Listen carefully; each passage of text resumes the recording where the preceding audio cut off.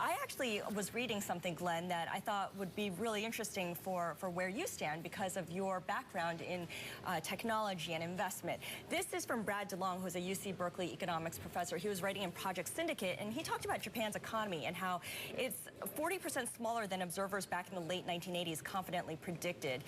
Japan's not a poor country today, but its economic structure, he says, and level of prosperity make it look more like Italy. What we've seen is less R&D investment in high-tech industries, and there's a lot of hoarding of cash. A lot of people question whether the U.S. will turn into Japan. Do you see any signs of that? I don't see any sign. I mean, Japan has a demographic problem. They have an environmental problem.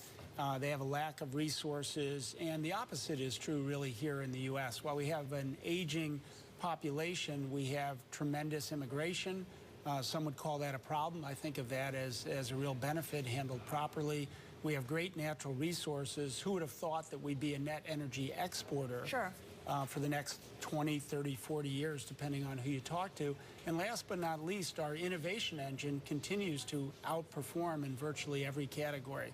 So I think we have to make sure that the government doesn't kill the innovation engine. I'm always surprised by how little you see of Sony these days really leading the way in anything. I mean, we heard from Nintendo and how the sales of Nintendo Wii U really did not do very well over the holiday season, but it's like the Japanese companies are not on the leading edge of innovation at all.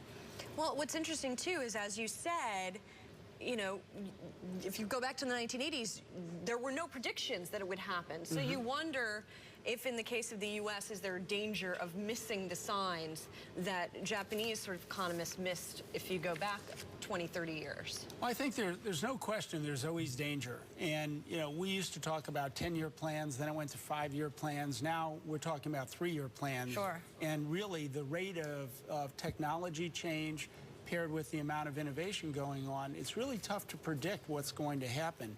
You know, that said, the fundamentals are in place.